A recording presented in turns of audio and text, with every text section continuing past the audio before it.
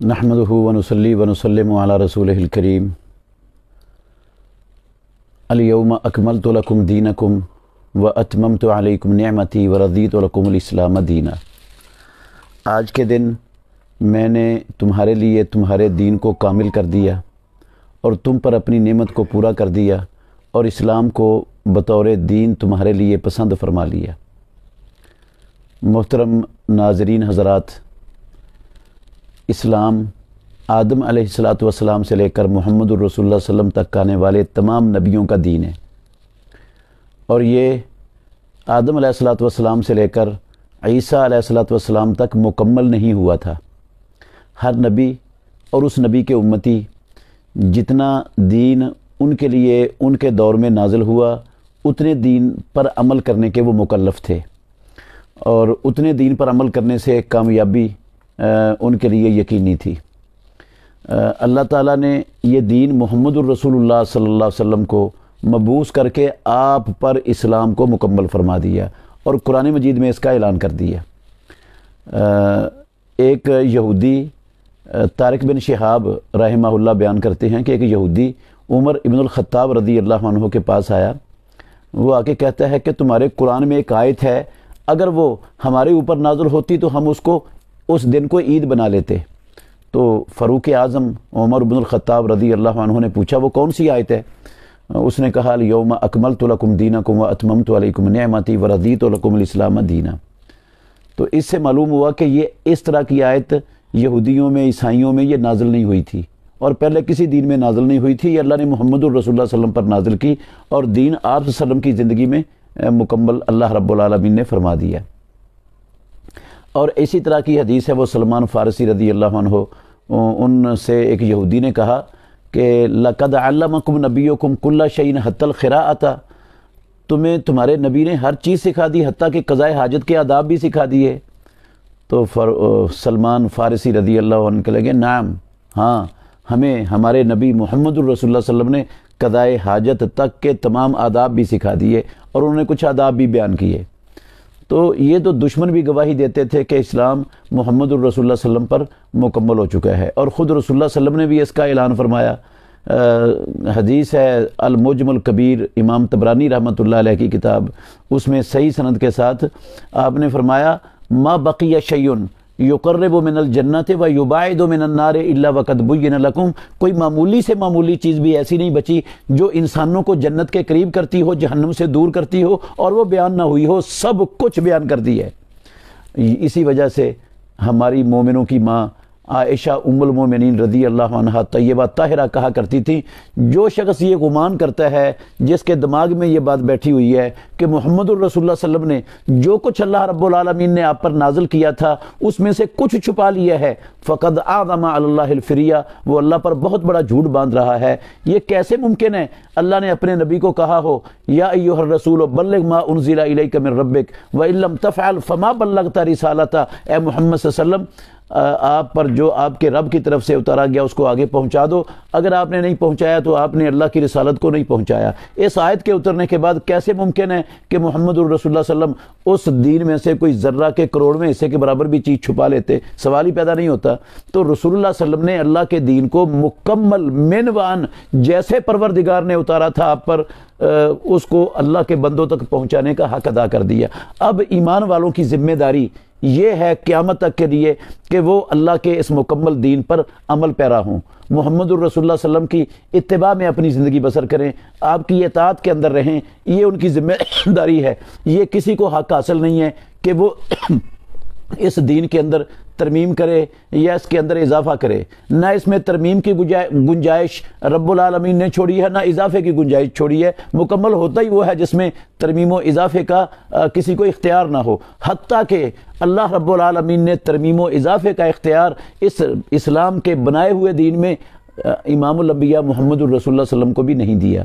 سب لوگ جانتے ہیں جب آپ نے ایک مرتبہ قسم اٹھا لی کہ شاید نہیں کھاؤں گا تو پروردگار نے قرآن اتار دیا، یا ایھا النبی لما تحرم ما احل اللہ لک تبتغی مرضات ازواجک واللہ غفور الرحیم قد فرض اللہ لکم تحلۃ ایمانکم، اللہ نے آپ پر فرض کر دیا ہے اپنی قسم توڑو، اور جو قسم اٹھائی ہے کہ شاید نہیں کھاؤ گے اس کو کھاؤ اور قسم کا کفارہ دو۔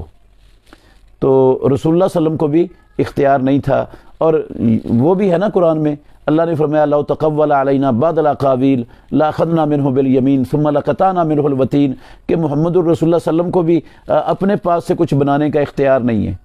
تو جب امام الانبیاء کو نہیں ہے، ان کی ذمہ داری اور ڈیوٹی اللہ کے دین پر عمل کرنا اور اس کو اللہ کے بندوں تک پہنچانا تھا، تو مجھے اور کسی اور کو یہ حق کہاں سے مل جائے گا کہ وہ دین کے اندر کسی چیز کا اضافہ کر دے؟ لیکن ہم مسلمانوں نے جو ہے نا وہ دین کے اندر بہت سارے اضافے کر دیے ہیں۔ ایک چیز بظاہر اچھی ہے، ایک مثال دیتا ہوں اور میں بات ختم کر رہا ہوں۔ ایک جو ہے نا چیز اچھی ہے، سارے عقل مند اس کو اچھا کہتے ہیں، اگر وہ محمد الرسول اللہ صلی اللہ علیہ وسلم نے نہیں نہ کیا، اس کو جو ثواب سمجھ کے کرے گا وہ اللہ رب العالمین کے اس قرآن کا بھی انکار کرے گا، محمد الرسول اللہ کے فرمان کا بھی انکار کرے گا اپنے عمل سے۔ مثال کے طور پر اذان ہے، یقیناً اذان کہنا ایک بہت بڑا عظیم الشان اور بہت اچھا عمل ہے، اس کی فضیلت پر بہت سی احادیث موجود ہیں، مگر اگر کوئی بندہ جنازے کی نماز سے پہلے اذان کہتا ہے، یا وہ عید الاضحیٰ یا عید الفطر کی نماز سے پہلے اذان کہتا ہے، یا نکاح پڑھانے سے پہلے اذان کہتا ہے، یا قبر پر کھڑے ہو کر اذان کہتا ہے، تو یہ ثواب نہیں ملے گا اس کو، یہ غلط ہے۔ محمد الرسول اللہ صلی اللہ علیہ وسلم سب سے زیادہ اللہ کے دین پر عمل کرنے والے تھے، انہوں نے اپنی پوری نبوی زندگی ان موقعوں پر اذان نہ کہلوائی، نہ رسول اللہ صلی اللہ علیہ وسلم کی موجودگی میں کسی نے کہیں سے صحابہ رضوان اللہ علیہم اجمعین میں سے، اور نہ ہی محمد الرسول اللہ صلی اللہ علیہ وسلم کی زندگی کے بعد خلفائے راشدین، عشرہ مبشرہ، پیارے پیغمبر کے تمام صحابہ میں سے کسی ایک صحابی نے اس موقع پر اذان کہی، تابعین میں بھی نہیں تھی، ائمہ اربعہ رحمہم اللہ ان میں بھی نہیں تھی۔ تو یہ لوگوں نے جو اس کو ایجاد کر لیا ہے، یہ اس کا حق نہیں تھا کسی کو، یہ دین کے اندر اس کو بدعت کہتے ہیں۔ کوئی ایسا کام بندہ نیکی اور ثواب سمجھ کر، اللہ کے تقرب کا ذریعہ سمجھ کر ایسا کام شروع کر دے جس کا نام و نشان کتاب اللہ میں بھی نہ ہو، سنت رسول اللہ میں بھی نہ ہو، تو وہ کام بدعت کہلاتا ہے، اور یہ بدترین گناہ کا کام ہے۔ اسی طرح ایک عمل تو ثابت ہے رسول اللہ صلی اللہ علیہ وسلم سے، لیکن اس عمل کو کرنے کا طریقہ نہیں ہے امام الانبیاء سے، وہ طریقہ بھی ہم اپنے پاس سے بنانے کی اتھارٹی اور اختیار نہیں رکھتے۔ اگر طریقہ بھی اپنے پاس سے بنائیں گے تو وہ بھی بدعت ہو جائے گا، اور ثواب کی بجائے الٹا گناہ ملے گا، اور وہ جہنم میں لے جانے کا باعث بن جائے گا۔ وہ عبداللہ بن مسعود رضی اللہ عنہ کی حدیث معروف ہے سنن دارمی میں، انہوں نے سبحان اللہ الحمدللہ اللہ اکبر مجلس باندھ کر ایک بندہ 100 مرتبہ پڑھا رہا ہے، دوسرے پڑھ رہے ہیں اور کینکریوں پر گر رہے ہیں، انہوں نے اس کو سخت انکار کیا اس بات کا۔ انہوں نے کہا اللہ کے نبی کو ابھی دنیا سے گئے زیادہ دیر نہیں ہوئی، آپ کے استعمال والے برتن نہیں ٹوٹے، آپ صلی اللہ علیہ وسلم کے کپڑے بوسیدہ نہیں ہوئے، آپ کے صحابہ وافر مقدار میں دنیا میں موجود ہیں، تم یہ بتاؤ نبی کے طریقے سے اچھا طریقہ لے کے آئے ہو یا گمراہی کا دروازہ کھولنے والے ہو؟ اب یہ ذکر مسنون ہے، ثابت ہے، لیکن طریقہ انہوں نے جو بنایا تھا یہ طریقہ محمد الرسول اللہ صلی اللہ علیہ وسلم کی زندگی میں نہیں تھا، صحابہ نے اس طریقے کو اپنایا نہیں تھا، تو یہ لوگ اس طریقے کو اپنے پاس سے انہوں نے بنایا۔ عبداللہ بن مسعود رضی اللہ عنہ نے سخت انکار کیا ان پر، اور ان کو گمراہی کا دروازہ کھولنے والا قرار دیا۔ اس لیے نہ ہمیں کسی کو اپنی طرف سے کوئی نیا کام ایجاد کرنے کی اجازت ہے، اور نہ کائنات میں کسی کو کسی مسنون عمل کا طریقہ اپنی طرف سے بنانے اور گھڑنے کی اجازت ہے، اور نہ ہی جو اللہ تعالیٰ نے اتار دیا اس میں کمی بیشی کی گنجائش ہے۔ اللہ ہمیں سمجھنے کی اور عمل کرنے کی توفیق عطا فرمائے۔ فجر کے بعد طلوع آفتاب تک ذکر کرنا اپنی جگہ پر، پھر 2 رکعت نماز سے حج اور عمرے کا ثواب ملتا تھا، کیا مکہ میں طواف کرتے رہیں طلوع آفتاب کے بعد 2 رکعت نماز سے حج اور عمرے کا ثواب ملے گا؟ جی حدیث میں یہی لفظ ہیں کہ جو بندہ اپنی جگہ پر بیٹھا رہا فجر کی نماز پڑھ کر، اور کسی کو اس نے تنگ نہیں کیا، دکھ نہیں دیا، بے وضو نہیں ہوا، تو وہ بندہ جب سورج طلوع ہو جائے اس کے بعد وہ 2 رکعتیں پڑھے گا تو اس کو حج اور عمرے کا ثواب ملے گا۔ یہ رسول اللہ صلی اللہ علیہ وسلم کا فرمان ہے۔ تو چونکہ طواف کے بارے میں بھی حدیث آتی ہے، رسول اللہ صلی اللہ علیہ وسلم نے فرمایا الطواف بالبیت صلاۃ، بیت اللہ کا طواف کرنا یہ بھی نماز ہے۔ تو لیکن وہ بیٹھنے والا تو اس میں نہیں نہ آتا، یہ ہے جو اپنی جگہ پر بیٹھا رہا جہاں اس نے نماز پڑھی ہے، تو اس کے لیے یہ اجر ہے۔ وہ طواف بعد میں کر لے، بعد میں بھی کر سکتا ہے، سارا دن طواف کے لیے اس کے پاس موجود ہے۔ نماز میں سورۃ فاتحہ پڑھنے کا دلیل اور نہ پڑھنے والے دونوں طرفوں کی دلیل؟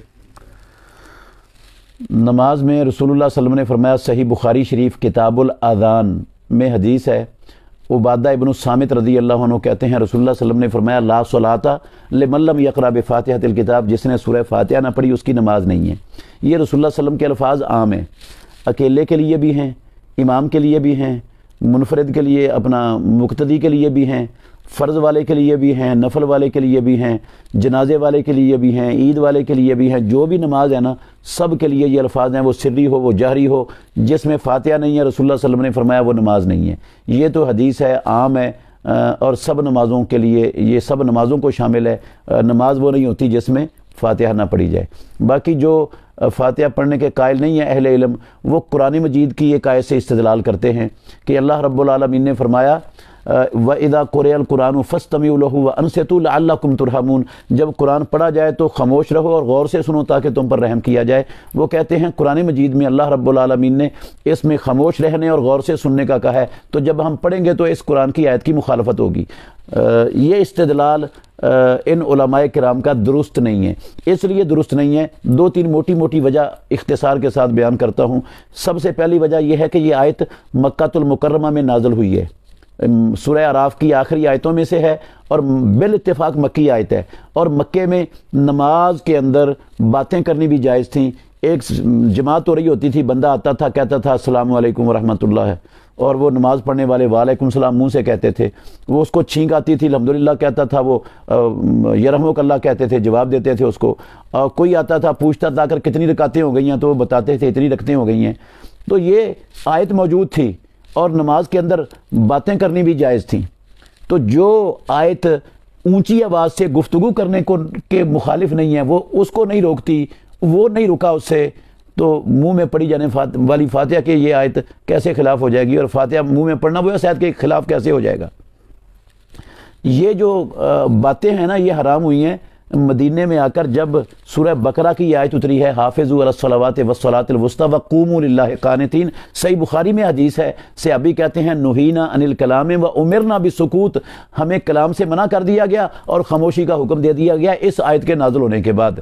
تو اس سے پہلے جو ہے نا وہ آیت موجود تھی، اس نے نہ خاموشی کا حکم دیا نہ کلام سے منع کیا، تو جس میں جو آیت کلام کو نہیں روک سکتی وہ فاتحہ کو کیسے روک دے گی؟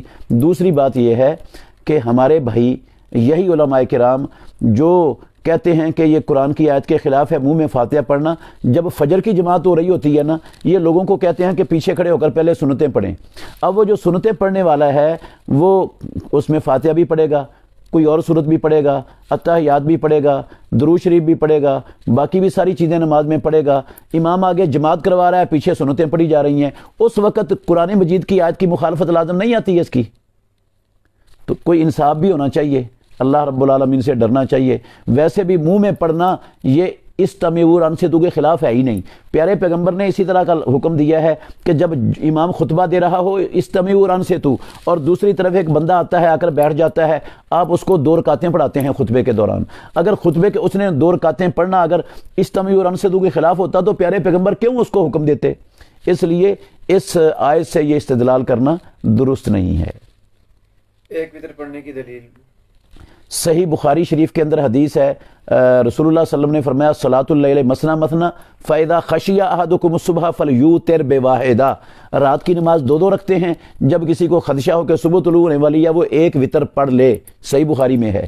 اور دوسری حدیث ہے کہ رسول اللہ صلی اللہ علیہ وسلم 2 رکعتیں پڑھتے تھے اور آخر میں 1 رکعت پڑھ لیتے تھے، تو تیرو لہو ما قد صلی، جتنی آپ نے 2 رکعتیں پڑھی تھی ساری کو وہ 1 رکعت وتر بنا دیتی تھی۔ تو یہ رسول اللہ صلی اللہ علیہ وسلم کی زندگی بھر کا معمول 1 وتر ہی تھا، تہجد کے بعد 2 رکعتوں کے بعد 3 وتر، اپنا 5 وتر، 7 وتر اور 9 وتر، یہ ایک سلام سے ثابت ہیں۔ یہ رسول اللہ صلی اللہ علیہ وسلم نے صرف جواز کے لیے کبھی کبھار پڑھے ہیں، معمول ہمیشہ رسول اللہ صلی اللہ علیہ وسلم کا وہ آخر میں 1 رکعت پڑھنا تھا۔ اہل سنت والجماعت میں سنت کا اور والجماعت کا کیا مطلب ہے؟ معنی سمجھا دیں۔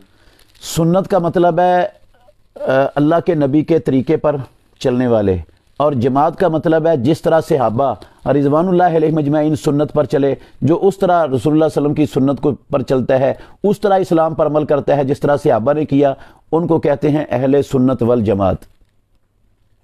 اگر نماز جمعہ بیمار ہونے کی وجہ سے مسجد میں نہ جا سکے تو گھر میں کس ترتیب سے پڑھیں گے؟ زور کی نماز یا دو؟ اگر بندہ بیمار ہے اور اس کے لیے مسجد میں جانا ممکن نہیں ہے تو وہ گھر کے اندر جمعہ نہیں پڑھے گا، وہ ظہر کی نماز ادا کرے گا۔ جس کا جمعہ نہ ہو وہ ظہر پڑھتا ہے۔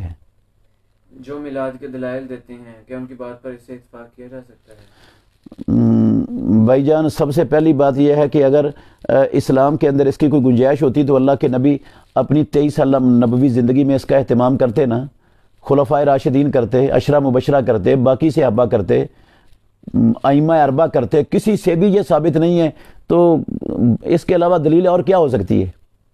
یہ دلیل نہیں ہے، یہ شبہات ہیں، دلائل کوئی نہیں ہے، صرف شبہات ہیں اور دھوکہ ہے جو بعض لوگ دیتے ہیں، ان کو دلیل نہیں کہا جا سکتا۔ دلیل ہوتی ہے اللہ کے قرآن سے یا محمد الرسول اللہ صلی اللہ علیہ وسلم کے فرمان سے، اور ایسی کوئی دلیل نہ قرآن میں ہے نہ رسول اللہ صلی اللہ علیہ وسلم کے فرمان میں ہے، میں نے کہا نہ صحابہ کی زندگیوں میں ہے۔ ہم سے کروڑ گنا زیادہ وہ رسول اللہ صلی اللہ علیہ وسلم سے محبت کرتے تھے۔ کیا عمرہ غیر محرم کے ساتھ ہو جاتا ہے؟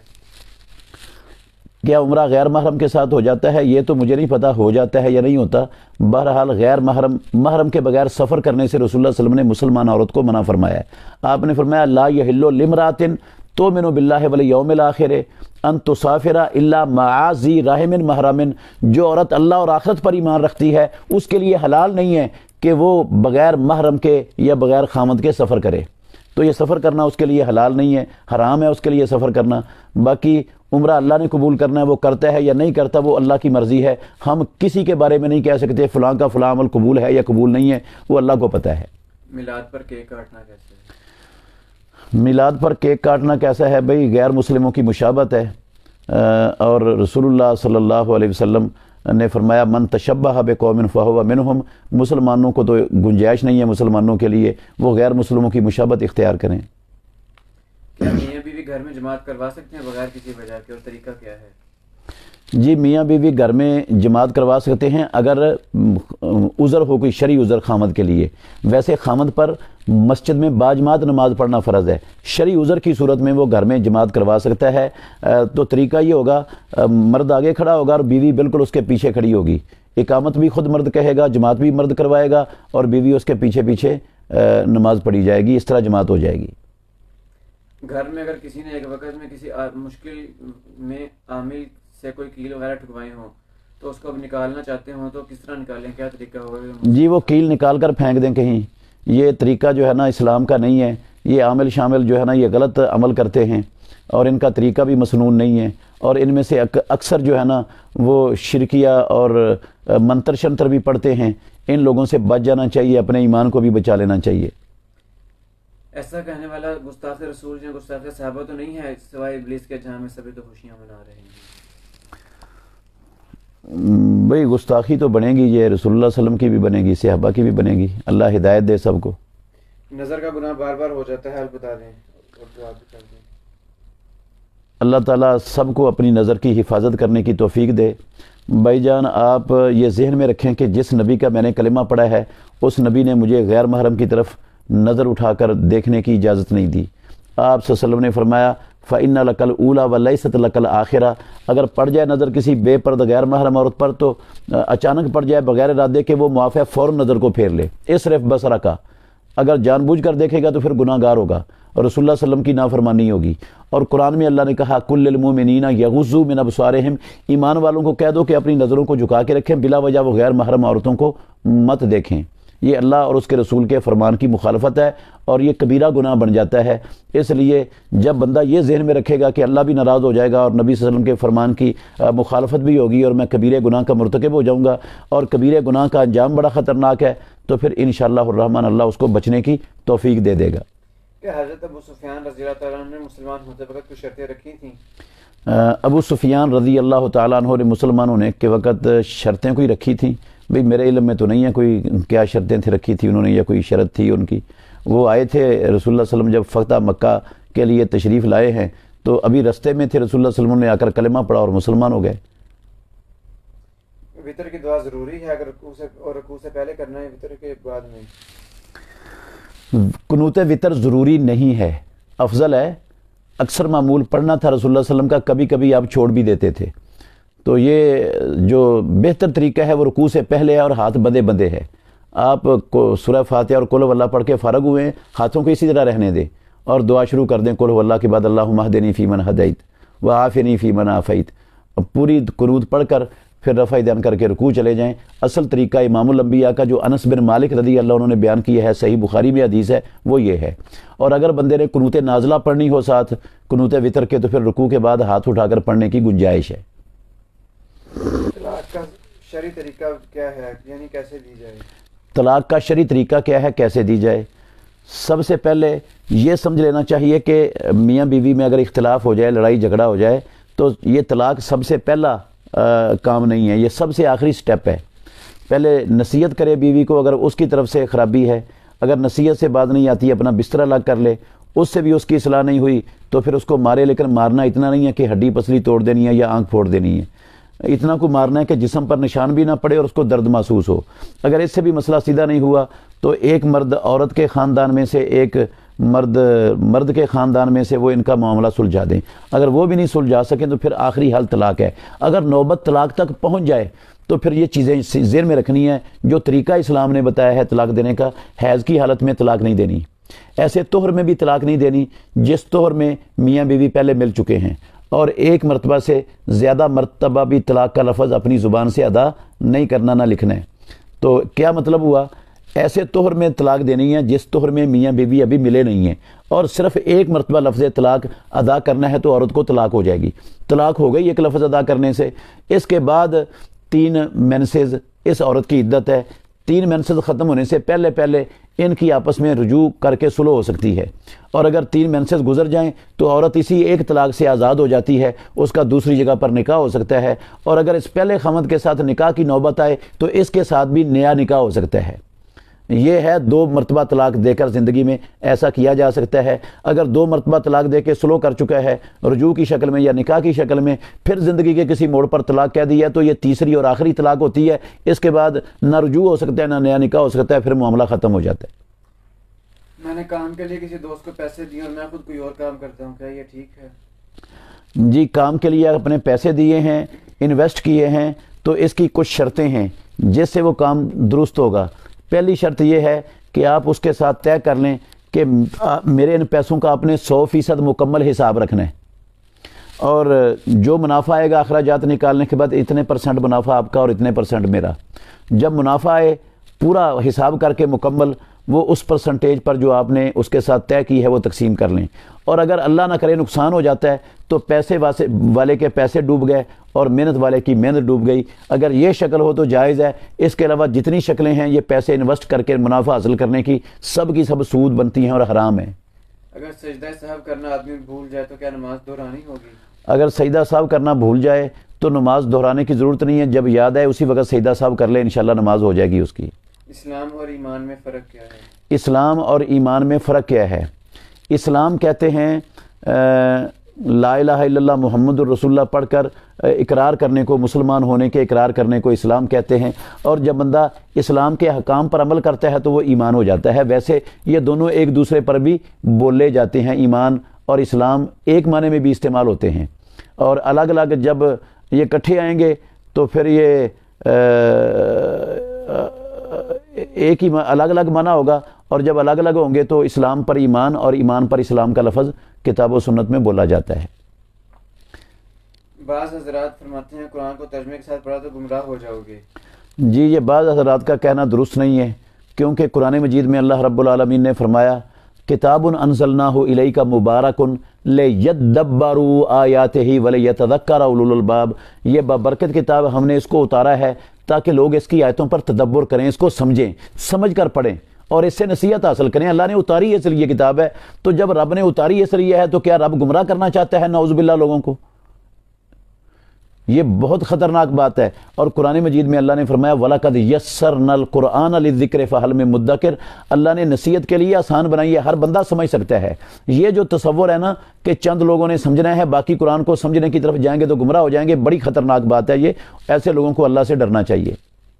کیا عورت سیفٹی یا بلیڈ سے بال صاف کر سکتی ہے؟ جی, عورت سیفٹی کے ساتھ, استرے کے ساتھ, بلیڈ کے ساتھ جو غیر ضروری بال ہیں ان کی صفائی کر سکتی ہے. مرد کریم کے ساتھ کر سکتا ہے, سپرے کے ساتھ کر سکتا ہے, جو بھی طریقے ہیں مرد عورت کے لیے مشترکہ ہیں. اسلام نے کوئی منع نہیں کیا کہ عورت فلاں چیز نہیں استعمال کر سکتی اور مرد فلاں چیز استعمال نہیں کر سکتا. بس یہ حکم ہے اپنے غیر ضروری بالوں کو زائل کرنا ہے. وہ جس طریقے سے بھی آپ کے لیے سہولت ہے, آسانی ہے, ممکن ہے, آپ اس کو زائل کر سکتے ہیں. طریقہ مردوں عورتوں کے لیے الگ الگ اللہ اور اس کے رسول نے مقرر نہیں فرمایا. عورت پر تہمت لگانے کی کیا سزا ہے دنیا اور آخرت میں؟ بدکاری کی تہمت اگر کوئی کسی پر لگاتا ہے تو قرآن مجید میں اللہ نے فرمایا والذین یرمون المحصنات المؤمنات, وہ لوگ جو مومن پاک دامن عورتوں پر بدکاری کی تہمت لگاتے ہیں, اگر وہ 4 گواہ نہیں پیش کر سکتے تو انہیں 80 درے لگاؤ, 80 کوڑے ان کی سزا ہے دنیا میں اگر اسلامی حکومت ہو تو. اور وہ مردود الشہادہ بھی ہو جائیں گے کیونکہ ان کی گواہی بھی قبول نہیں ہوگی. اگر ظہر کی نماز قضا ہو جائے اور عصر کا ٹائم ہو گیا ہو تو پہلے عصر کی پڑھیں گے یا ظہر کی؟ اگر سفر کی وجہ سے ظہر کی نماز رہ گئی ہے یا کوئی اور شرعی عذر تھا جس کی وجہ سے ظہر کی نماز رہ گئی اور عصر کا ٹائم ہو گیا ہے تو پہلے آپ ظہر کی پڑھ لیں بعد میں عصر کی پڑھ لیں, ٹھیک ہے. یہ ترتیب اگر ہو جائے تو زیادہ بہتر ہے, لیکن اگر ترتیب بدل لیں تو حرج کوئی نہیں ہے. ترتیب کا لحاظ رکھنا یہ فرض, واجب اور ضروری نہیں ہے, افضل ہے صرف. جلسے اور محافل کے وغیرہ میں تصویر بنانا اور دوسرا دوران محفل نعرے مارنا کیسا عمل ہے؟ بلا وجہ تصویریں بنانا تو کبیرہ گناہ ہے. باقی یہ جو سوشل میڈیا پر اگر خالص دین کی تبلیغ اور ترویج کرنی ہے تو یہ ایک مجبوری ہے, بالکل اسی طرح کی جس طرح شناختی کارڈ پاسپورٹ مجبوری ہے, جس طرح امتحانوں کے لیے تصویر کھنچوانا مجبوری ہے, تو اس طرح کی یہ بھی ایک مجبوری ہے. اس کے علاوہ جو بغیر مجبوری کے تصویریں ہیں نا وہ حرام ہے اور کبیرہ گناہ ہے, وہ بالکل جائز نہیں ہے. کیا مسلمانوں کی پہلی مسجد کون سی ہے؟ مسلمانوں کی پہلی مسجد کون سی ہے؟ قرآن میں اللہ نے فرمایا ان اول بیت وضع للناس للذی ببکۃ مبارکا وہدی للعالمین, سب سے پہلا گھر جو اللہ کی عبادت کے لیے بنایا گیا ہے وہ مکہ میں بیت اللہ ہے. یہ سب سے پہلی مسجد ہے مسلمانوں کی, بیت اللہ, مسجد حرام. کیا مسجد کے مینار بنانا, لاؤڈ سپیکر لگانا اور کیا قرآن پاک کے 30 پارے بنانا بدعت ہے؟ یہ مسجد کے مینار بنانا, لاؤڈ سپیکر لگانا, ان کو بدعت کہنا یہ درست نہیں ہے. اس لیے کہ بدعت وہ ہوتا ہے جس کو بندہ عبادت سمجھ کر, اللہ کے تقرب کا ذریعہ سمجھ کر, نیکی اور ثواب سمجھ کر کام کرتا ہے اور اس کے کرنے کی کوئی دلیل نہ ہو, وہ بدعت ہوتا ہے. اس کو کوئی بھی عبادت نہیں سمجھتا, نہ نیکی سمجھتا ہے, نہ ثواب سمجھتا ہے. یہ ایک مسجد کی علامت کے طور پر بنایا جاتا ہے, نہ کوئی نیکی کا کام ہے, نہ کوئی ثواب کا کام ہے, نہ یہ عبادت ہے. اگر والد کے پاس رقم ہے موجود ہے تو وہ اپنے ایک بیٹے کے نام ساری لگوا دیتے ہیں تو باقیوں کو کچھ نہیں دے رہے. والد ایک بیٹے کے نام سارا کچھ لگوا دیتا ہے تو یہ ظلم ہے. رسول اللہ صلی اللہ علیہ وسلم کے پاس آئے تھے حضرت بشیر رضی اللہ عنہ کہ میں نے اپنے بیٹے کو غلام تحفہ دیا. آپ نے فرمایا سب کو دیا؟ ان کا نہیں. آپ نے فرمایا یا سب کو دے, نہیں تو اس سے بھی واپس لے لے. بخاری کی حدیث میں لفظ ہے, آپ نے فرمایا یہ ظلم ہے اور میں ظلم پر گواہ نہیں بنتا. کہ بے نمازی کا جنازہ پڑھنے میں کوئی حرج ہے؟ جی, بے نمازی کا جنازہ نہیں پڑھنا چاہیے کیونکہ بے نمازی جو ہے نا وہ مسلمان برادری کا فرد نہیں ہے. اور قرآن مجید میں اللہ رب العالمین نے فرمایا ما کان للنبی والذین آمنوا ان یستغفروا للمشرکین ولو کانوا اولی قربا. تو یہ ان کے لیے دعا کرنی جائز نہیں ہے بے نماز کے لیے. کیا کوئی ایسی حدیث ہے کہ فرض نماز کے بعد سبحان اللہ الحمدللہ اللہ اکبر پڑھنے سے مردانہ میں اضافہ ہوتا ہے؟ کس میں مردانہ لکھا ہوا, مردانہ میں اضافہ ہوتا ہے؟ میرے علم میں بھی ایسی کوئی روایت نہیں ہے, میں نے نہیں پڑھی ایسی کوئی حدیث کہ یہ ذکر کرنے سے مردانہ قوت بڑھتی ہے. میں نے ایسا کچھ نہیں پڑھا کہیں بھی, میرے علم میں نہیں ہے. اس کی فضیلت کوئی سبحان اللہ الحمدللہ اللہ اکبر؟ سبحان اللہ الحمدللہ اللہ اکبر کی فضیلتیں بہت زیادہ ہیں, ثابت ہیں بہت ساری فضیلتیں. 100 نیکیاں ملتی ہیں, 1000 نیکیاں ملنے والی بھی ہے, اور بھی اس کے علاوہ بھی بڑی فضیلتیں صحیح حدیث کے اندر موجود ہیں. جو جگہ گورنمنٹ کی ہو والدین کی نہ ہو اس سے وراثت کا کیا طریقہ ہے؟ جس میں میں رہ رہا ہوں وہ میرے نام نہیں ہے, نہ کسی اور کے نام ہے. جو جگہ گورنمنٹ کی ہے اور وہاں بندہ رہائش پذیر ہے, جب تک گورنمنٹ نہیں نکالتی وہ رہ سکتے ہیں. اور جب یہ رہنے والا فوت ہو جائے گا تو اس کے ورثہ آپس میں تقسیم کر لیں گے, لیکن ہوگی وہ گورنمنٹ کی ہی. جب گورنمنٹ اٹھائے گی ان کو اٹھ جائیں گے, جب تک نہیں اٹھاتے وہ وراثت در وراثت چلتی رہے گی اسی طریقے پر جس طریقے پر اپنی اصلی چیز وراثت میں تقسیم ہوتی ہے. کیا دائیں ہاتھ میں گھڑی پہننا سنت ہے؟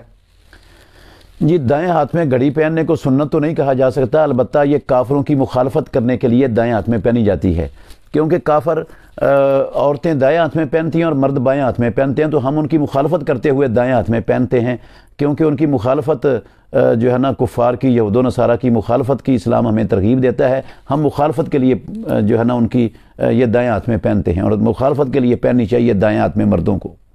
کیا ایسا ہے کہ جب نبی کریم صلی اللہ علیہ وسلم پیدا ہوئے تھے اس سال کوئی لڑکی پیدا نہیں، سارے لڑکے ہی پیدا ہوئے تھے؟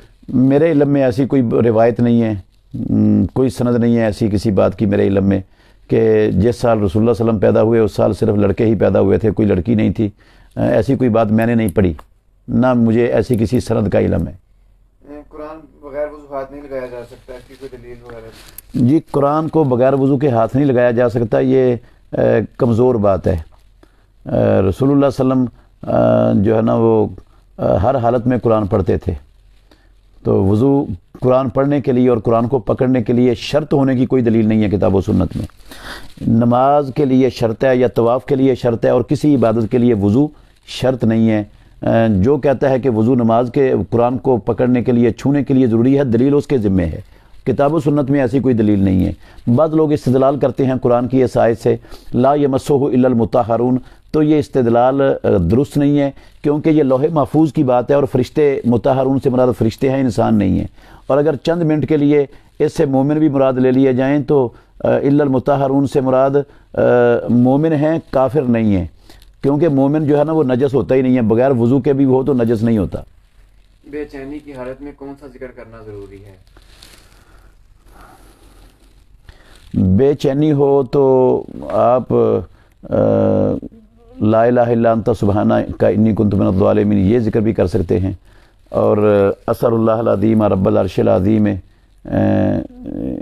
ایک اور دعا ہے بے چینی کی، حصن المسلم کے اندر لکھی ہوئی ہے بے چینی کی دعا، تو وہ دعا پڑھ لیں آپ، اس کو یاد کر لیں، وہ بھی پڑھی جا سکتی ہے۔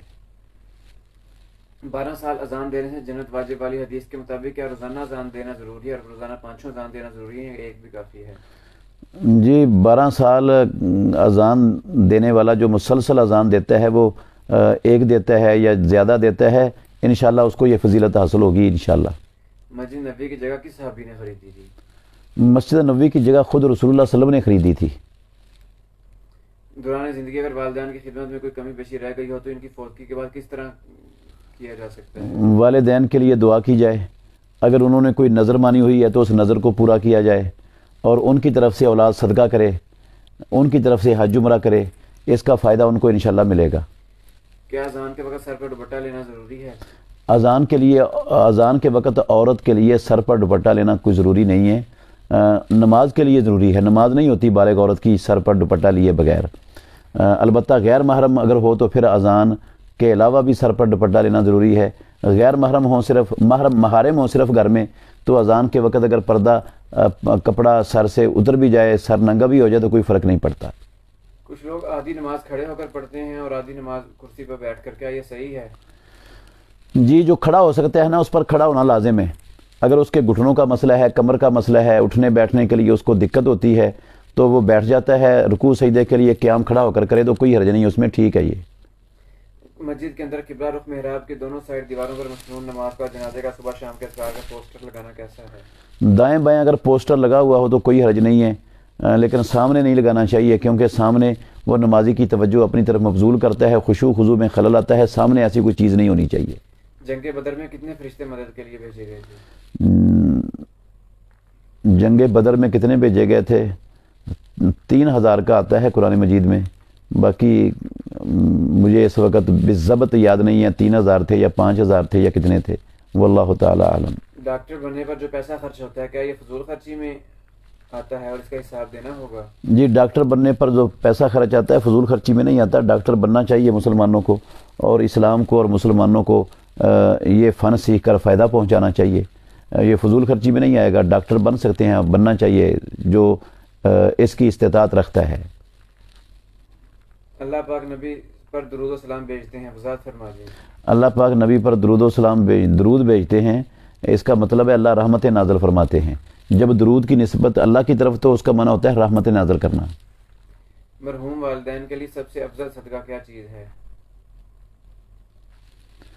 افضل صدقہ یہ ہے کہ آپ ان کی طرف سے مسجد بنا دیں، کوئی صدقہ جاریہ کر دیں، کنواں لگوا دیں، موٹر لگوا دیں، نلکا لگوا دیں، مسجد بنوا دیں، مسجد میں صفیں ڈال دیں، قرآن رکھ دیں، کتابیں جو ہے نا وہ صحیح کتاب و سنت کی ترویج والی کتابیں مسجد میں رکھ دیں تاکہ سارے لوگ پڑھیں. تو یہ افضل صدقہ ہے. جب تک یہ چیزیں لوگ ان کو استعمال کرتے رہیں گے آپ کے والدین کے لیے وہ صدقہ جاریہ بنی رہے گی اور ان کو ثواب ملتا رہے گا. کیا 3-5-7 وطر پڑھتے ہوئے ایک سلام سے تو کیا تیسری رکعت کے لیے کھڑے ہوتے وقت بھی رفع دین کریں گے؟ جی تیسری رکعت کے لیے جب بھی کھڑے ہونا ہے رفع دین کرنا ہے. غزوہ تبوک میں حضرت عثمان نے کتنا مال گھوڑے اور اونٹ دیے تھے؟ 300 اونٹ اور گھوڑے بھی دیے تھے اور چاندی بھی دی تھی کافی ساری، سونا بھی دیا تھا. جمعہ کی مکمل رکعت کتنی ہیں یعنی کہ سنت و نوافل وغیرہ؟ جمعے میں اگر 2 فرض ہیں جمعے کے بس، اور اگر جمعے میں پہلے والی رکعتیں ہیں تو وہ 2 طرح کی ہیں. اگر امام کے ممبر پر بیٹھنے سے پہلے بندہ آ جاتا ہے تو جتنی پڑھنا چاہے پڑھ سکتا ہے، اس کو اجازت ہے اسلام میں. اور جو امام کے ممبر پر چڑھنے کے بعد آتا ہے وہ 2 رکعتوں سے زیادہ نہیں پڑھ سکتا.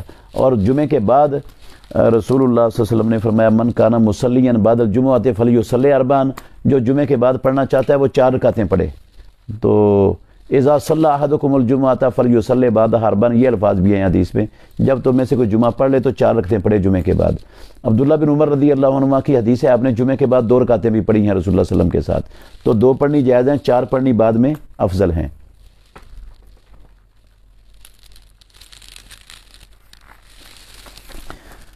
ابن شہاب زہری رحمۃ اللہ بیان کرتے ہیں کہ عثمان رضی اللہ عنہ نے غزوہ تبوک میں لشکر اسلام کے لیے 940 اونٹ اور 60 گھوڑے فراہم کیے، 1000 کی گنتی پوری کی، اور رسول اللہ صلی اللہ علیہ وسلم کی خدمت میں حاضر ہو کر 10,000 دینار تقریباً 5.5 کلو سونے کے سکے نبی کریم صلی اللہ علیہ وسلم کی آغوش میں بکھیر دیے. رسول اللہ صلی اللہ علیہ وسلم نے انہیں الٹتے جاتے تھے اور فرماتے جاتے تھے ما ضر عثمان ما عمل بعد اليوم. یہ حوالہ اس کا دیا ہوا ہے سنن ترمذی، 3785 نمبر حدیث ہے. آپ یہ ترمذی اٹھا کر خود بھی دیکھ سکتے ہیں. کیا دوا کی تیاری میں افیم استعمال کی جا سکتی ہے؟ ہاں کیا دوائی کی تیاری میں افیم استعمال کی جا سکتی ہے؟ دوائی کی تیاری میں افیم استعمال نہیں کی جا سکتی. نشہ آور چیز کو کسی دوائی میں شامل کرنا یہ جائز نہیں ہے. اور رسول اللہ صلی اللہ علیہ وسلم سے پوچھا گیا تھا شراب سے علاج کرانے کے متعلق، تو آپ نے فرمایا انہا لیست بے دوائن ولکنہا داؤن، یہ دوائی نہیں ہے، یہ بذات خود بیماری ہے. تو نہیں اجازت اس کی دوائیوں میں استعمال کرنے کی کسی بھی نشہ آور چیز کو. کیا رفع یدین کے بغیر نماز ہو جاتی ہے؟ اور رسول اللہ صلی اللہ علیہ وسلم والی نماز نہیں ہوتی. کرسی میں بیٹھا شخص صف میں کیسے شامل ہو، کیسے رہے؟ کرسی پر بیٹھا شخص وہ صف میں شامل ہوتا ہے. جو افضل یہ ہے کھڑے ہو کر نماز پڑھیں آپ، اگر ممکن ہے تو سہارا لے کر کھڑے ہو جائیں یا جو کر کھڑے ہو جائیں. کھڑا ہونا چاہیے. اگر کھڑا ہونا ممکن نہیں ہے تو پھر زمین پر بیٹھ جائے، افتراش کی حالت میں بیٹھ جائے، تورک کی حالت میں بیٹھ جائے، چوکڑی مار کر بیٹھ جائے، جیسے بیٹھنا ممکن ہے بیٹھ جائے. اگر نیچے بھی بیٹھنا ممکن نہیں ہے، شدید تکلیف ہے، صرف کرسی پر بیٹھ سکتا ہے، تو پھر کرسی پر بیٹھ کر نماز پڑھنی بھی جائز ہے، کیونکہ اللہ رب العالمین نے فرمایا فاتقوا اللہ ما استطعتم لا یکلف اللہ نفسا الا وسعها. مونچھوں کو بل دینا اور منہ کے اوپر سے بال کاٹ دینا، پست کرنا اور سائڈوں سے بڑھانا کیسا ہے؟ یہ رخساروں سے بال صاف کرنا یہ رسول اللہ صلی اللہ علیہ وسلم کے عمل کے بھی خلاف ہے اور پیارے پیغمبر کے فرامین کے بھی خلاف ہے. غلط عمل ہے یہ. مونچھوں کو بل دینا بھی ثابت نہیں ہے، نہ رسول اللہ صلی اللہ علیہ وسلم سے، نہ حضرت عمر فاروق رضی اللہ عنہ سے. البتہ جتنی مونچھیں پست کر دیں اتنی افضل ہیں. اگر رکھنی ہیں تو اتنی رکھ لیں کہ وہ ہونٹ کے نیچے نہ آتی ہوں اور کسی کھانے پینے والی چیز میں وہ نہ شامل ہوں. میری بہن آن لائن کام کرتی ہے، وہ ایک بندے سے کچھ چیزیں لیتی ہے اور وہ خود اپنا منافع رکھ کے آگے سیل کر دیتی ہے. وہ چیزیں اس کے پاس نہیں آتی لیکن اسی کے پاس سے وہیں سے سیل کر دیتی ہے، تو کیا یہ جائز ہے؟ جی اگر وہ وہاں سے اٹھوا کر پہنچا دیتی ہے خریدار کو تو پھر جائز ہے، لیکن بشرطے کہ وہ جو چیزیں بیچتی ہے وہ حلال ہوں، حرام نہ ہوں. وضو سے پہلے بسم اللہ لازمی ہے؟ جی بسم اللہ لازمی ہے. حکم دیا محمد الرسول اللہ صلی اللہ علیہ وسلم نے.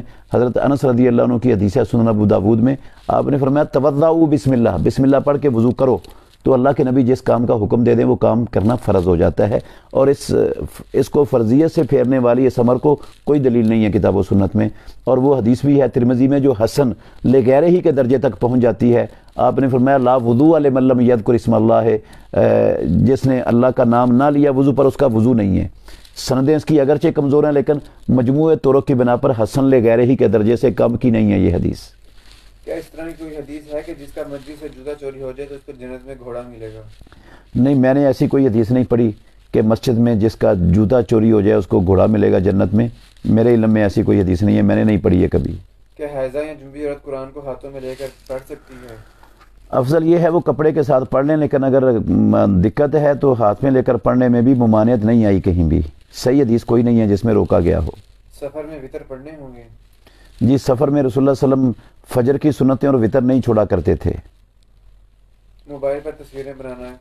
موبائل پر بلا وجہ تصویریں بنانا جائز نہیں ہے، صرف مجبوری کی حد تک جائز ہے جس کے بغیر چارہ نہ ہو۔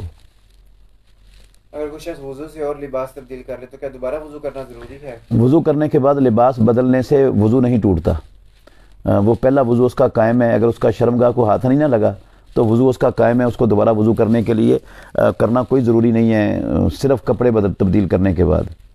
کیا آن لائن بزنس جائز ہے، مثلا میٹا فورس وغیرہ؟ میٹا فورس کا مجھے نہیں پتہ۔ آن لائن بزنس میں اگر کوئی آپ چیز فروخت کرتے ہیں اپنے چینل پہ رکھ کے اور اس پر منافع لیتے ہیں یہ تو جائز ہے، لیکن یہ جو عام آن لائن کاروبار ہیں کہ آپ کسی ویب سائٹ پہ اکاؤنٹ کھلوائیں، اس میں اتنے ڈالر جمع کروائیں، پھر آپ جو ہے نا آن لائن ہی چیزیں خریدتے جائیں اور اگلے منٹ میں بیچتے جائیں، یہ حرام ہے، یہ جائز نہیں ہے، یہ سود ہی بنتا ہے سارے کا سارا۔ قضا نماز کا کیا طریقہ ہے؟ قضا نماز اسی طرح پڑھی جاتی ہے جس طرح ٹائم پر پڑھی جاتی ہے۔ رسول اللہ صلی اللہ علیہ وسلم کی فجر کی نماز قضا ہو گئی، آپ نے اذان بھی کہلوائی اور پہلے سنتیں پڑھی، پھر فرضوں کی جماعت کروائی سورج نکلنے کے بعد۔ کمپنی سے ایزی کارڈ 100 روپے میں ملتا ہے، اس پر منافع لے کر بیچنا کیسا ہے؟ کمپنی ایزی کارڈ بیچنے والے کو منافع دیتی ہے، وہی منافع لے سکتے ہیں، اس سے زیادہ منافع لینا جائز نہیں۔ کیا یہ بات درست ہے کہ مسلم شریف کی حدیث کے مطابق آپ صلی اللہ علیہ وسلم نے بغیر کسی وجہ اور عذر کے نماز جمع کی؟ جی، بغیر عذر والی بات تو ٹھیک نہیں ہے، البتہ نبی صلی اللہ علیہ وسلم نے مدینے میں بغیر خوف کے اور بغیر بارش کے ظہر اثر کی اور مغرب عشاء کی دونوں نمازوں کو جمع کر کے پڑھا ہے ایک مرتبہ زندگی میں، اور یہ عذر تھا، وہ بارش اور خوف کا عذر نہیں تھا، کوئی اور عذر تھا جس کی وجہ سے جمع کی ہیں۔ بغیر عذر والا کوئی لفظ نہیں ہے کتاب و سنت میں۔ مسلمان اور ایمان والوں میں کوئی فرق؟ کیونکہ قرآن مجید میں بار بار ایمان والوں کا ذکر آیا ہے۔ جی، ایمان والوں اور مسلمانوں میں فرق وہی ہے جو اسلام اور ایمان میں فرق ہے۔ جو بندہ کلمہ پڑھ لیتا ہے وہ مسلم ہو جاتا ہے اور عمل شروع کر دیتا ہے تو مومن بن جاتا ہے۔ جمع تقدیم و تاخیر میں صرف فرض نماز ادا کی جائے گی، کیا سنت ادا نہیں؟ جی، جب دو نمازیں اکٹھی کرنی ہیں تو پھر بیچ والی سنتیں جو ہے نا وہ نہیں پڑھی جاتی، بیچ والی سنتیں معاف ہو جاتی۔ اگر کوئی شخص باوجود کوشش کے بھی حفظ شدہ قرآن کا حصہ یاد نہ رکھ سکے؟ کوشش کے باوجود وہ یاد نہیں رکھ سکتا تو گناہ گار نہیں ہے، کوشش کرتے رہنا چاہیے اس کو مسلسل۔ کیا کسی کے والدین کا ختم شریف یا کوئی بھی ختم شریف کھا سکتے ہیں؟ نہیں کھا سکتے، کیونکہ یہ بدعت ہے، اور بدعت والی چیز کھانا یہ بدعت کو فروغ دینا ہے اور بدعت کو پھیلانے میں اس کی مدد کرنا ہے، اور جس طرح بدعت گناہ ہے اس کو پھیلانے میں مدد کرنا بھی کبیرہ گناہ ہے۔ اگر کسی بندے کی ظہر کی جماعت میں ایک رکعت رہ جائے تو کیا تیسری رکعت پڑھنے کے لیے رفع الیدین کیا جائے گا یا نہیں؟ جی، کیا جائے گا بھائی، جب تیسری رکعت کے لیے کھڑا ہوگا مقتدی تو وہ رفع الیدین کرے گا۔ اقامت میں اشہد ان محمد رسول اللہ کہنے پر باقی مقتدی درود پڑھ سکتے ہیں؟ جی، آپ صلی اللہ علیہ وسلم کہہ سکتے ہیں، اذان کا جواب بھی، اقامت کا جواب بھی دے دیں اور صلی اللہ علیہ وسلم بھی کہہ دیں تو کوئی حرج نہیں ہے اگر وقت ہے آپ کے پاس تو۔ ایک چھوٹی بچی بہت زیادہ بیمار ہے، اس پر کیا پڑھ کے دم کریں؟ سورہ فاتحہ پڑھیں 7 مرتبہ، اسے پھونک دیں، پھر 7 مرتبہ پڑھیں، پھر پھونک دیں، پھر 7 مرتبہ پڑھیں، پھر پھونک دیں، 3 مرتبہ یہ دم صبح کو کریں، 3 مرتبہ شام کو کریں، اللہ اپنا فضل فرما دیں گے انشاءاللہ۔ قرآن کے 30 پارے بنانا یہ کیا بدعت ہے؟ نہیں، قرآن کے 30 پارے بنانا بدعت نہیں ہے، یہ نہ کوئی دین ہے، نہ اسلام ہے، نہ یہ کوئی عقیدے کا مسئلہ ہے، نہ یہ عبادت ہے، نہ لوگ اس کو دین سمجھ کر عبادت سمجھ کر یہ بناتے ہیں۔ تو یہ کسی نے جو ہے نا وہ 30 پاروں کے اندر جو تقسیم کیا ہے قرآن مجید کو، تو یہ اس نے عبادت سمجھ کر، ثواب سمجھ کر، تقرب کا ذریعہ سمجھ کر نہیں کیا ہے، اس لیے اس کو بدعت نہیں کہا جا سکتا۔ قرآن و حدیث سے ایسی دلیل بتائیں جس میں میلاد منانے کو منع یا ناجائز کہا گیا ہو۔ رسول اللہ نے فرمایا قرآن مجید میں، یا ایھا الذین آمنوا اطیعوا اللہ و اطیعوا الرسول ولا تبطلوا اعمالکم، اے ایمان والو اللہ کی اور اللہ کے رسول کی اطاعت کرو، اپنے عملوں کو باطل نہ کرو۔ اس کا مطلب ہے جو بھی عمل محمد الرسول اللہ صلی اللہ علیہ وسلم کی اطاعت کے مطابق نہیں ہوگا وہ عمل باطل ہو جائے گا۔ تو یہ عمل رسول اللہ صلی اللہ علیہ وسلم کی اطاعت کے مطابق نہیں ہے، اس لیے باطل ہے۔ اور رسول اللہ صلی اللہ علیہ وسلم بھی فرمایا کرتے تھے، بخاری میں حدیث ہے، من عمل عملا لیس علیہ امرنا فہو رد، جس نے ایسا کام کیا جس پر ہمارا امر نہیں ہے وہ عمل مردود ہے، وہ عمل قبول نہیں ہے رب العالمین کو۔ بد مزاج لڑاکا اور نافرمان شریک حیات کو ٹھیک کرنے کا طریقہ؟ اس کو سمجھائیں، واز کریں، نصیحت کریں، اگر سلجھ جائے تو ٹھیک ہے، ورنہ اس سے بستر الگ کر لیں مستقل۔ اگر پھر بھی نہ سلجھے تو پھر اس کو ماریں، پھر بھی نہ سلجھے تو اس کے خاندان میں کے بندے ڈال کر معاملہ سلجھانے کی کوشش کریں، پھر بھی نہ ہو تو پھر آپ کو طلاق دینے کی اجازت ہے، طلاق دے سکتے ہیں۔ اگر ایک بندے کی نماز قضا ہو گئی ہے اور دوسری نماز کا ٹائم ہو گیا اور دوسری جماعت بھی کھڑی ہو چکی ہے تو پہلے وہ دوسری نماز پڑھے گا یا جو قضا ہو گئی وہ جماعت کے ساتھ پڑھے گا؟ اگر ظہر کی نماز رہی ہے تو وہ عصر کے ساتھ تو ظہر کی نیت کر کے شامل ہو سکتا ہے، عصر کی بعد میں پڑھ لے۔ اور مغرب کی نماز اگر رہ گئی ہے تو عشاء کے ساتھ پڑھنا چاہتا ہے تو پھر عشاء کی پہلے پڑھے گا، مغرب کی بعد میں پڑھ لے گا۔ ترتیب فرض، واجب اور ضروری نہیں ہے، اولا اور افضل ہے جہاں ترتیب سے نماز پڑھنا ممکن ہو۔ جب ہم صبح شام آیت الکرسی پڑھتے ہیں بطور دعا تو اس سے پہلے بسم اللہ پڑھی پڑے گی یا بسم اللہ کے بغیر بھی آیت الکرسی پڑھی جا سکتی ہے؟ جی بسم اللہ کے بغیر بھی پڑھی جا سکتی ہے، اعوذ باللہ پڑھ لیں، کافی کفایت کر جائے گا انشاءاللہ۔ رات کے آخری پہر کی عبادت کی بہت فضیلت بتائی گئی ہے، آخری پہر سے کیا مراد ہے؟ اس وقت کی ترتیب کیا ہے؟ رات کا آخری تیسرا حصہ جو ہوتا ہے نا، تہجد کا وقت، یہ افضل وقت ہے عبادت کے لیے۔ اللہ تعالیٰ آسمان دنیا پر آئے ہوتے ہیں رات کے آخری تیسرے پہر میں۔ رات کو 3 حصوں میں بانٹ لیں، جو آخری تیسرا حصہ ہوگا نا، برابر برابر 3 حصے بنائیں گے، وہ ٹائم ہے افضل۔ اگر بندہ درست ہے لیکن جسم میں کمزوری محسوس کرے تو کیا تب بھی کھڑے ہو کر پڑھنا لازم ہے؟ جی کمزوری محسوس کرے تب بھی، اگر کھڑے ہو سکتا ہے تو کھڑے ہو کر پڑھنا ہی لازم ہے۔ معمولی سی بیماری سے مت بیٹھے، بیٹھنا اس نے ہے جس کے لیے بالکل کھڑا ہونا ممکن ہی نہیں ہے۔ میں اپنے مرحوم والدین کے لیے عمرہ کر سکتا ہوں، اور کر سکتا ہوں تو کیا اس کا اجر صرف ان کو ہی ملے گا یا مجھے بھی ملے گا؟ جی آپ کو بھی ملے گا اجر انشاءاللہ، عمرہ ان کی طرف سے ہو جائے گا، لیکن پہلے شرط یہ ہے کہ آپ نے اپنا عمرہ کیا ہوا ہو، پھر آپ اپنے والدین کی طرف سے کر سکتے ہیں۔ ایک آدمی کے پاس 2 لاکھ روپے ہیں، وہ اپنے ایک ہی بیٹے کو ساری دولت دے دیتا ہے، کسی بیٹا بیٹی کو نہیں دیتا باقیوں کو۔ یہ ظلم ہے اور حرام ہے، کبیرہ گناہ کا مرتکب ہے۔ اس کو سب بچوں اور بچیوں کو برابر برابر دینا چاہیے زندگی میں، اگر دیتا ہے تو مرنے کے بعد للذکر مثل حظ الانثیین کے تحت تقسیم ہوگا اولاد میں، اور زندگی میں برابر برابر دینا فرض ہے۔ ایسی ہو جس کا خاوند اس سے 10-12 سال سے ناراض رہا تھا، اسے ملا بھی نہیں، تو کیا وہ فوت ہو جائے تو عدت گزارے گی؟ جی عدت گزارے گی۔ اگر طلاق نہیں دی اور اس نے خلا بھی نہیں لیا تو نکاح میں ہی ہے۔ 12 سال چھوڑ کر 20 سال 50 سال بھی وہ نہیں بولے اور نہیں ملے تو نکاح ختم نہیں ہوتا ہے، اس سے نکاح یا طلاق سے ختم ہوتا ہے یا خلا لینے سے ختم ہوتا ہے۔ خلافت کے بارے میں کچھ بتا دیں۔ خلافت انشاءاللہ الرحمن قائم ہوگی قیامت سے پہلے، اللہ کی زمین پر اللہ کا دین غالب ہوگا، خلافت قائم ہوگی۔ امام مہدی جو ہے نا وہ علیہ السلام تشریف لائیں گے، اور عیسیٰ علیہ السلام بھی آئیں گے، ساری دنیا پر اسلام غالب ہوگا، یہ ہوگا انشاءاللہ یہ کام۔ سجدے میں کون کون سی دعائیں پڑھ سکتے ہیں؟ سجدے میں جو دعائیں رسول اللہ صلی اللہ علیہ وسلم سے ثابت ہیں نا، ان میں سے کوئی بھی دعا آپ پڑھ سکتے ہیں۔ حسن المسلم دعاؤں کی کتاب ہے، اس کے اندر کوئی 5-7 دعائیں سجدے کے متعلق لکھی ہوئی ہیں جو سجدے میں ثابت ہیں، ان میں سے کوئی بھی پڑھی جا سکتی ہے۔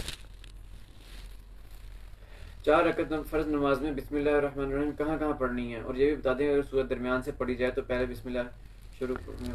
سورت درمیان میں پڑھنے کے لیے بسم اللہ پڑھنا ضروری نہیں ہے، پڑھ لیں تو گنجائش ہے، نہ بھی پڑھیں تو کوئی حرج نہیں ہے۔ اعوذ باللہ البتہ پڑھ لیں درمیان سے اگر آپ نے شروع کرنا ہے تو۔ نماز وتر کی ادائیگی کا صحیح طریقہ بتا دیں۔ نماز وتر 2 رکعتیں کر کے پڑھنی ہے رات کی نماز، اور آخر میں ایک وتر پڑھ لینا ہے، اور اس میں قنوت وتر رکوع سے پہلے کرنی ہے اور ہاتھ اٹھانے کے بغیر کرنی ہے، نہ ایسے کر کے ایسے کرنا ہے اور نہ ایسے کرنے کی ضرورت ہے۔ کرسی والا بندہ صف میں اپنے پاؤں ملائے گا یا کندھے؟ کرسی والا بندہ اس کے لیے پاؤں ملانا تو مشکل ہے، وہ دائیں بائیں والوں کے ساتھ کندھے ملا لے گا۔ اگر پاؤں بھی مل سکتے ہیں تو پاؤں بھی ملا لے، اگر ممکن ہے اس کے لیے پاؤں ملانا تو۔ وضو کن کن چیزوں سے ٹوٹ جاتا ہے؟ وضو کن کن چیزوں سے ٹوٹ جاتا ہے؟ وضو ٹوٹتا ہے نمبر 1 پیشاب یا پخانے کے راستے سے کوئی چیز خارج ہو جائے تو یہ ناقض وضو ہے۔ نمبر 2 وضو ٹوٹتا ہے گہری نیند بندہ سو جائے تو اس سے وضو ٹوٹ جاتا ہے۔ نمبر 3 بغیر پردے کے شرمگاہ کو ہاتھ لگ جائے تو وضو ٹوٹ جاتا ہے. اور نمبر 4 بندہ بے ہوش ہو جائے یا اس کی عقل ختم ہو جائے بالکل تو اس سے بھی وضو بندے کا ٹوٹ جاتا ہے. اور اسی طرح اگر بندے نے اونٹ کا گوشت کھایا ہے تو اس کے بعد وہ با وضو بھی تھا تو نماز پڑھنے کے لیے اس پر وضو کرنا فرض ہے اونٹ کا گوشت کھانے کے بعد. امام کے پیچھے اگر 3 رکعتیں چھوٹ باقی جو یہ مشہور ہے ہمارے معاشرے میں کہ خون نکلنے سے وضو ٹوٹ جاتا ہے, قے سے وضو ٹوٹ جاتا ہے, نکسیر سے وضو ٹوٹ جاتا ہے, ایسی کوئی چیز صحیح احادیث سے ثابت نہیں ہے. ان کا نواقض وضو ہونا ثابت نہیں ہے. امام کے پیچھے پہلی, تیسری یا چوتھی رکعت فوت ہو جائے تو امام کا سلام پھیرنے کے بعد مقتدی کھڑا ہو تو رفع دین کرے گا یا نہیں؟ مقتدی جب تیسری رکعت کے لیے کھڑا ہوگا تو رفع دین کرے گا, باقی کسی میں نہیں کرے گا.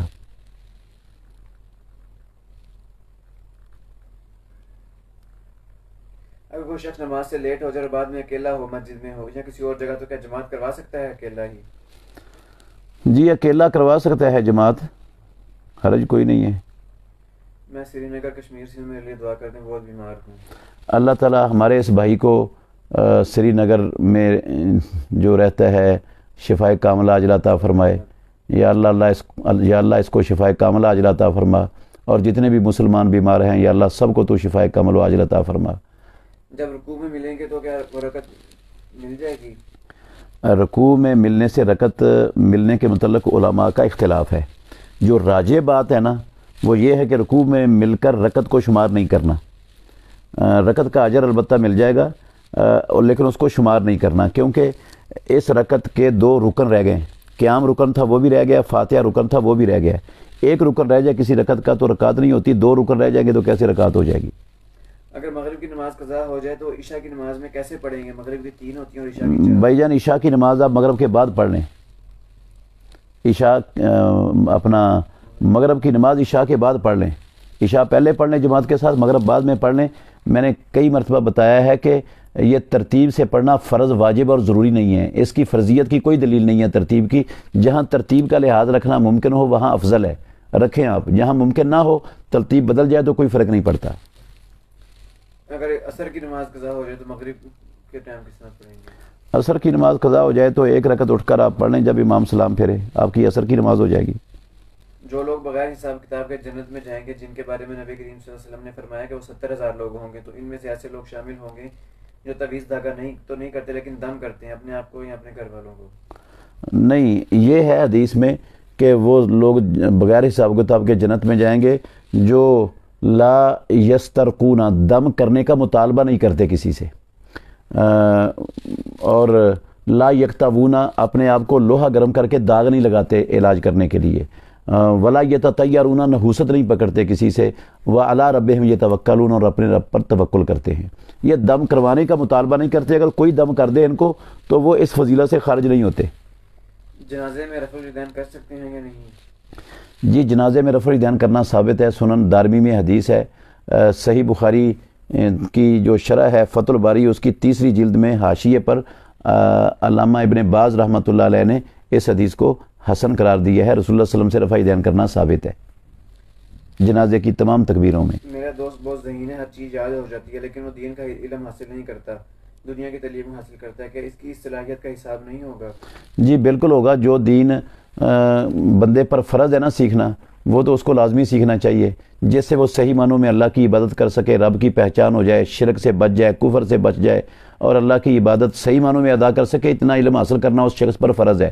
اگر وہ یہ بھی نہیں کرتا تو مجرم ہے اللہ کے ہاں, اس کو جواب دینا پڑے گا ان صلاحیتوں کا جو اللہ رب العالمین نے اس کو دی, اور ان صلاحیتوں کو اس نے اللہ کو پہچاننے کے لیے, اللہ کے نبی کو پہچاننے کے لیے, اللہ کا دین سیکھنے کے لیے استعمال نہیں کیا.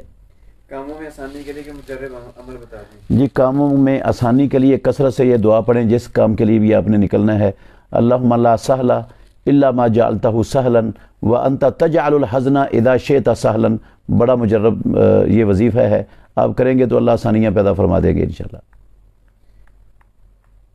اگر کوئی شخص اکیلا نماز ادا کر رہا ہے اور بعد میں آنے والا بندہ ساتھ مل جائے تو کیا اس طریقے سے جماعت شروع کر سکتے؟ جی جماعت ہو سکتی ہے. اکیلا نماز پڑھ رہا تھا, بعد میں آ کر کوئی ساتھ کھڑا ہو گیا اس کی دائیں طرف, تو وہ پہلا جو ہے نا وہ جماعت شروع کر دے.